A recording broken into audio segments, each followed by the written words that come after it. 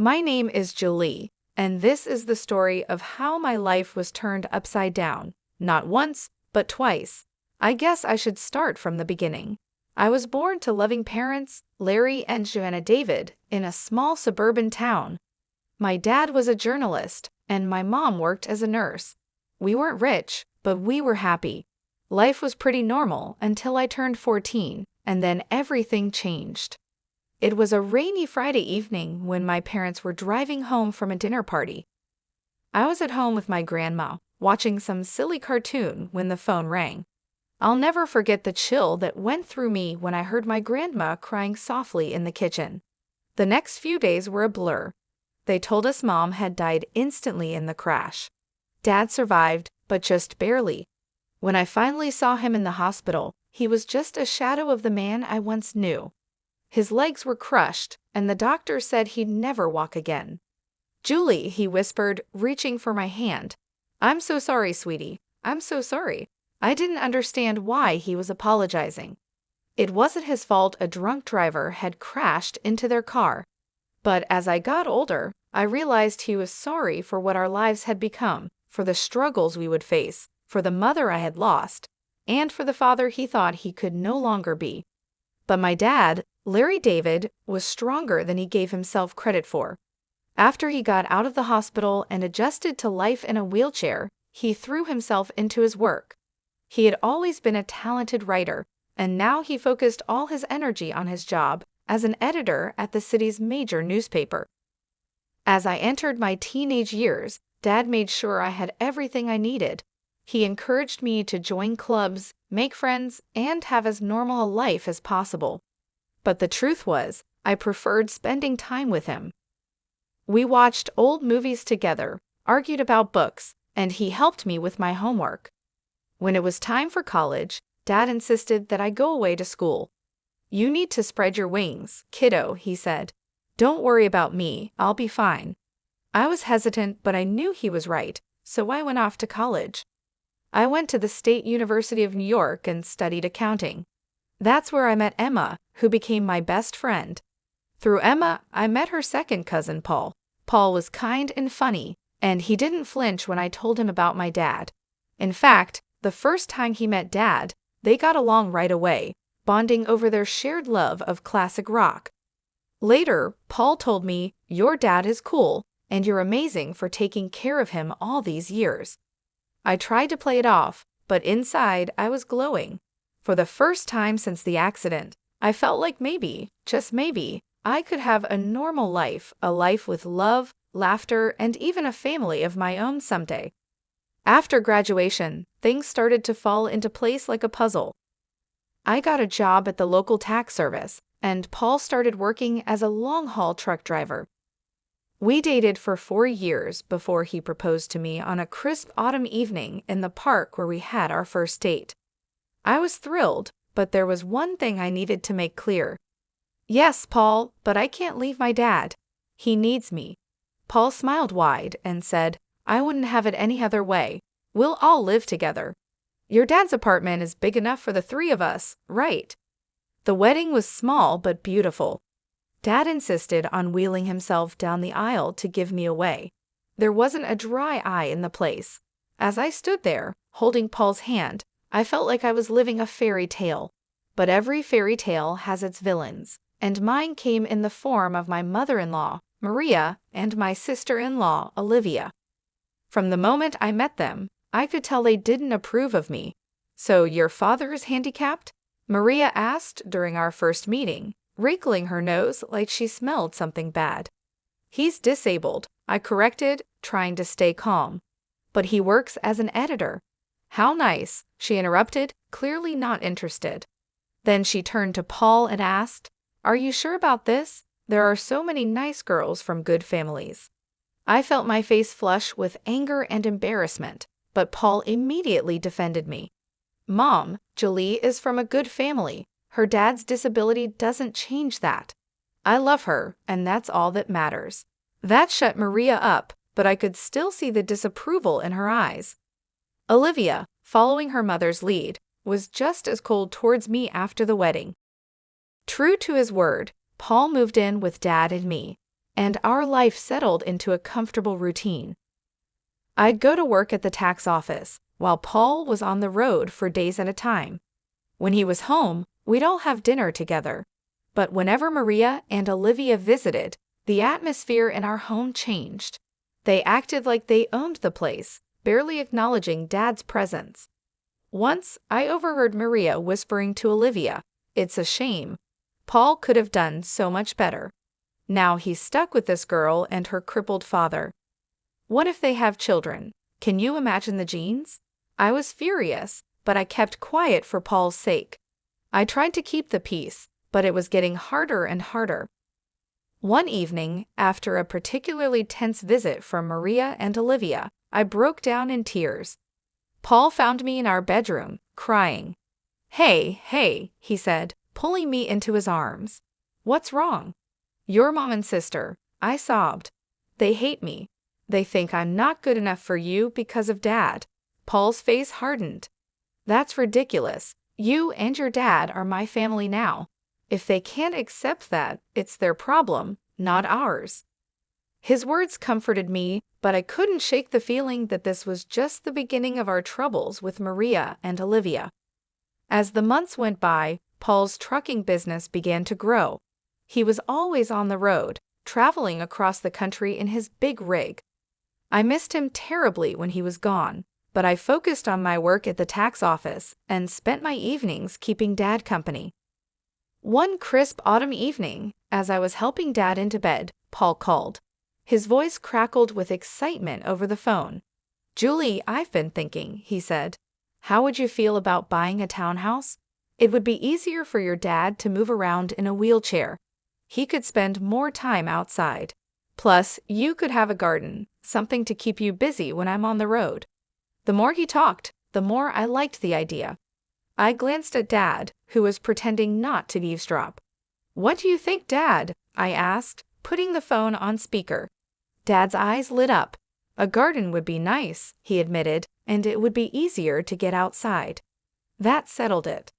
Over the next few weeks, we threw ourselves into house hunting. We finally found the perfect place, a spacious townhouse with wide doorways, a roll-in shower for Dad, and a beautiful backyard. Taking out a mortgage was scary, but with Paul's income, mine, and the rent from Dad's old apartment, we managed to make it work.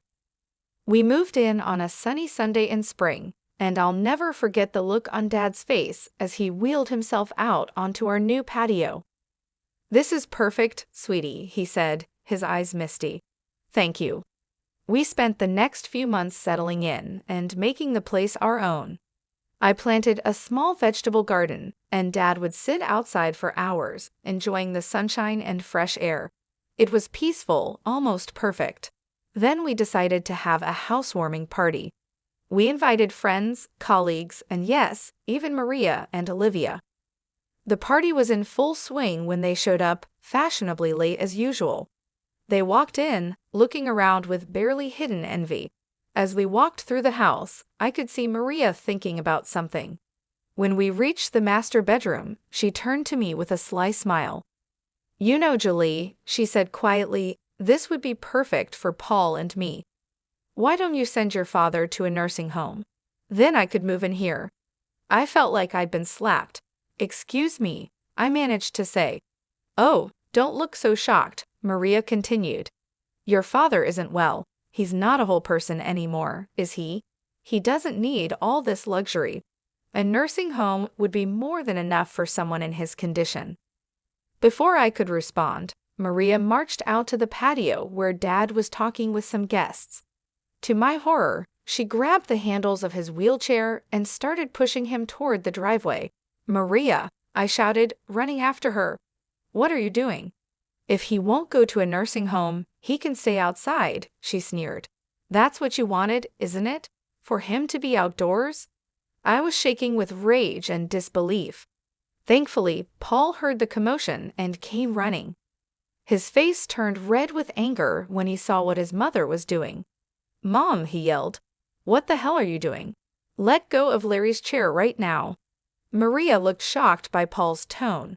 "But honey, I was just—" "I don't want to hear it," Paul cut her off. You and Olivia need to leave now." After they left, Paul apologized over and over to Dad and me. "I'm so sorry," he said, his voice breaking. "I had no idea she would do that. I'm just so sorry." Dad reached out and patted Paul's hand. "It's not your fault, son," he said gently. "Some people just can't understand." Life settled into a new routine after that incident. Maria and Olivia kept their distance, which was fine with me. Paul focused on his work, taking on more long-haul routes to help pay for our new home. I split my time between my job at the tax office, taking care of our home, and looking after Dad. 4 years passed quickly. Our life became comfortable and predictable. Paul was on the road most of the time, but when he was home, our little family was happy. Dad's health was stable, and he seemed content, spending his days in the garden or working on his editing from home. Then came the call that shattered my world. I was at work when my phone rang. A man's unfamiliar voice greeted me. "Mrs. Walker, this is Officer Andrew from the Highway Patrol." My heart sank. "Yes," I barely managed to say. "I'm sorry to inform you that your husband, Paul Walker, has been in a serious accident." The rest of the conversation was a blur. Words like head-on collision and "didn't make it" floated around me, but I couldn't understand them. It wasn't until I heard myself thanking the officer and hanging up that the reality began to hit me. Paul was gone. The next week was a fog of grief and disbelief. I went through the motions of planning the funeral like a robot, barely understanding what was happening. The day before the funeral, I gathered my courage and called Maria. I thought she deserved to hear about her son's death from me, not from a newspaper obituary. "Hello," Maria's sharp voice answered. "Maria, it's Julie," I said, my voice trembling. "It's about Paul. He's gone. There was an accident." There was silence on the other end of the line, and then, to my shock, Maria's voice came back, dripping with anger.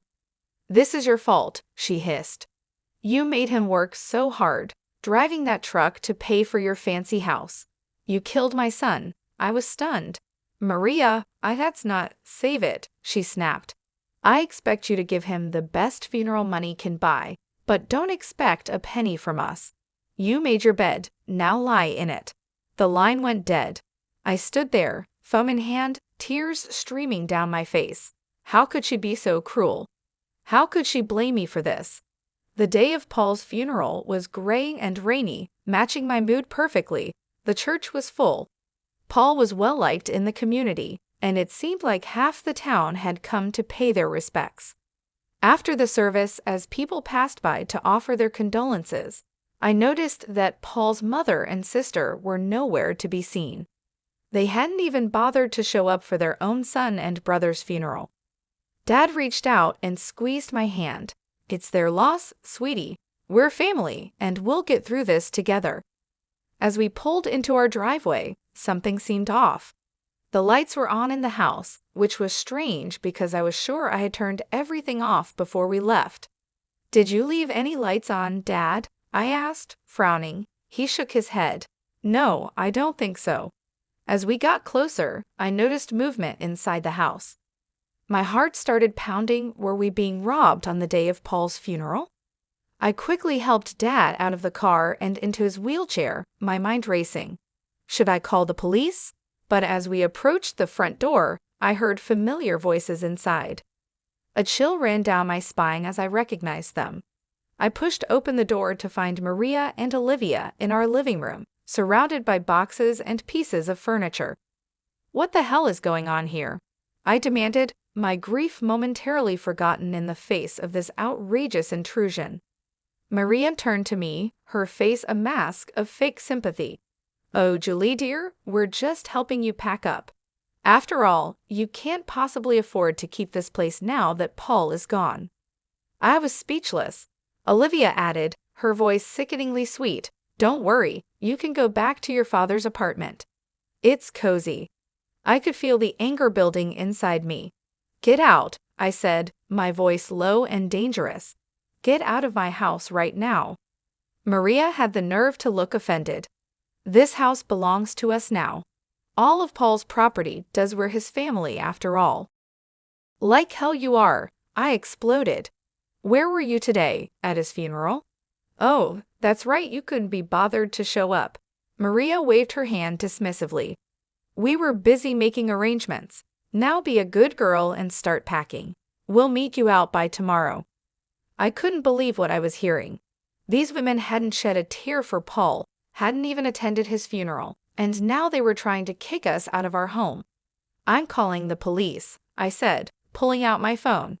Maria and Olivia exchanged worried looks. They clearly hadn't expected me to fight back. Now, Julie, Maria began, but I cut her off. No, you have exactly 10 minutes to get out of my house before I call the cops. This is my home. Paul and I bought it together. You have no right to be here. Maybe it was the steel in my voice or the fire in my eyes, but Maria and Olivia finally realized they had gone too far. They gathered their things and left, but not before Maria turned to me with a sneer. This isn't over, Julie. You'll be hearing from our lawyers.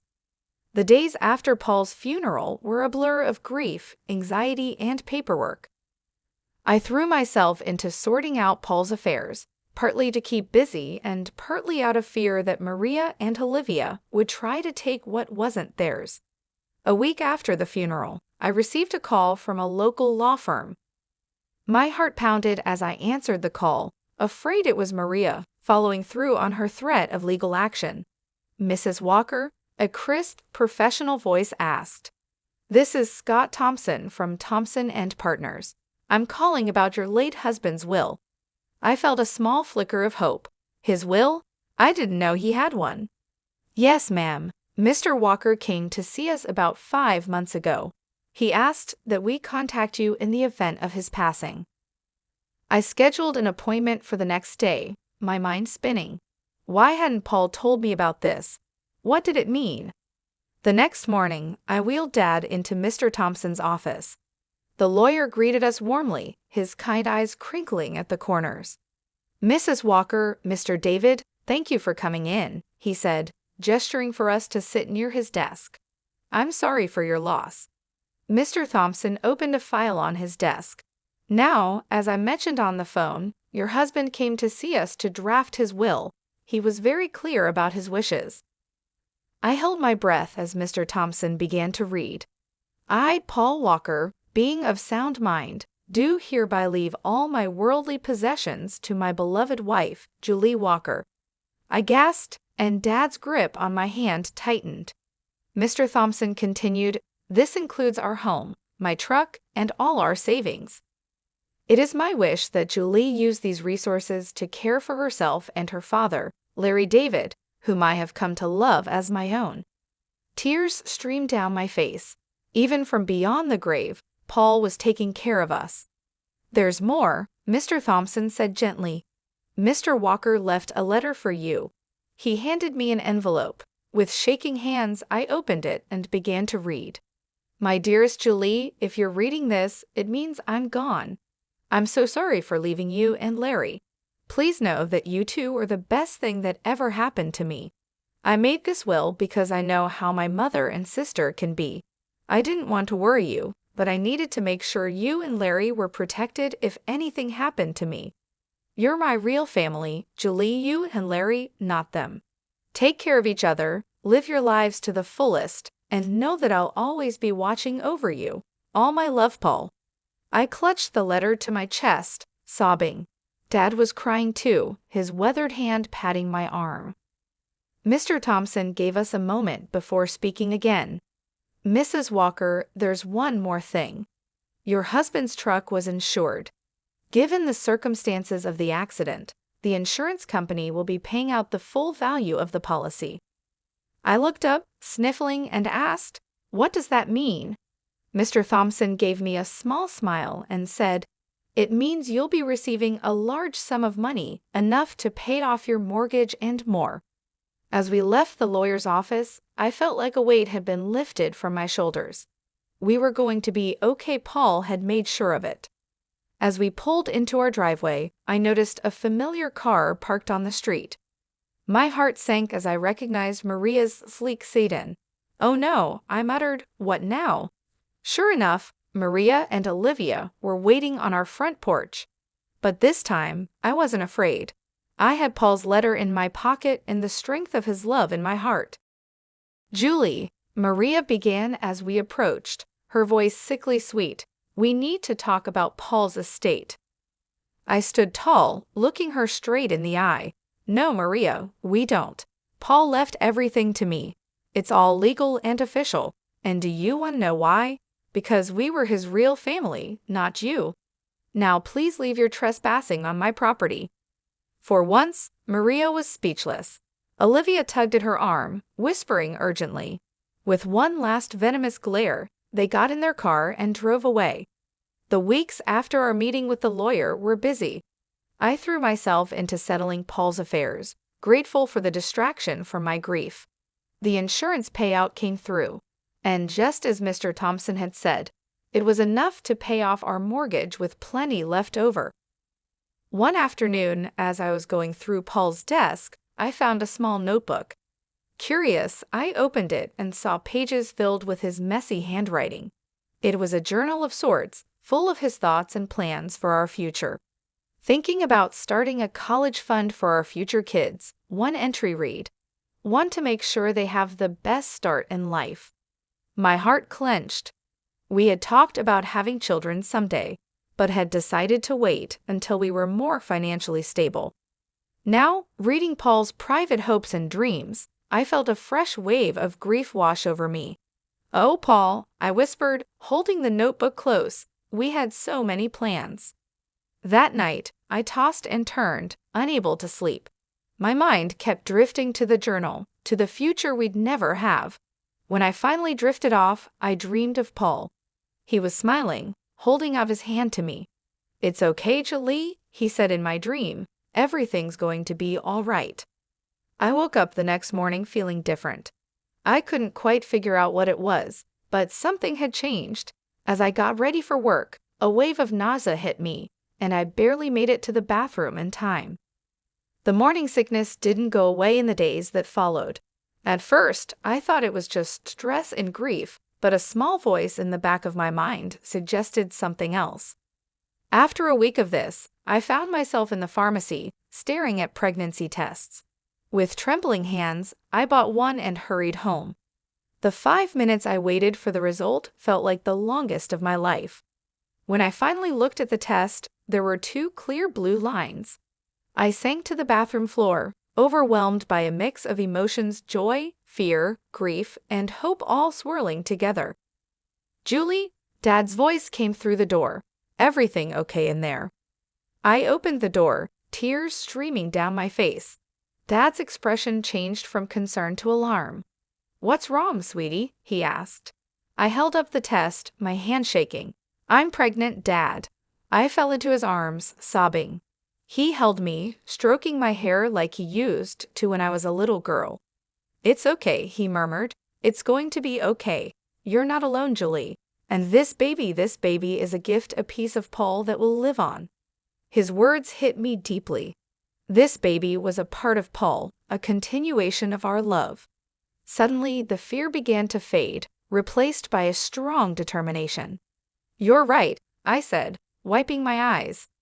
"This baby is a gift, and we're going to be okay." Dad smiled, his eyes crinkling at the corners. "That's my girl. Now let's get you something to eat. You're eating for 2 now, after all." As we headed to the kitchen, I felt a sense of hope growing inside me. The road ahead would be challenging, but with my father by my side and Paul's child growing inside me, I knew we could face anything. As my belly grew with our child, I found strength I never knew I had. Dad was my rock, always there with a kind word or a helping hand. We settled into a new routine, just the 2 of us, eagerly awaiting the arrival of the newest member of our little family. One sunny afternoon, as I was tending to the garden Dad and I had planted together, I heard a car pull up. My heart sank as I recognized Maria's sedan. What could they possibly want now? I walked to the front of the house, one hand instinctively resting on my swollen belly. Maria and Olivia stood on our porch, looking both comfortable and slightly desperate. "Julie," Maria began, her voice missing its usual sharpness, "we need to talk to you." I raised an eyebrow, but said nothing, waiting for her to continue. Olivia spoke up, her eyes darting around nervously. "We've hit some hard times. We were wondering if we could stay in your father's old apartment, just until we get back on our feet." I couldn't believe what I was hearing.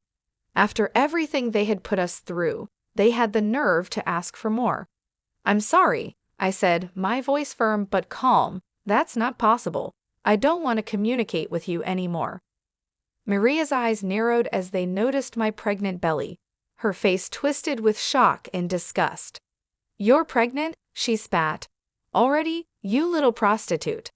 I can't believe you've already found a new man. Paul's body isn't even cold in the ground." I felt a surge of anger, but I pushed it down. I didn't bother explaining that it was Paul's child. I didn't want my baby to have such a grandmother and aunt.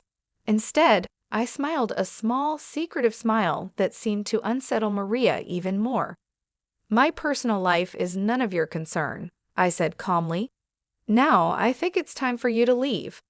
Maria looked like she wanted to say more, but something in my expression must have stopped her. She turned on her heel, grabbing Olivia's arm. I watched as they drove away, feeling a sense of peace wash over me. I had stood my ground, protected my family, and kept my dignity. Paul would have been proud.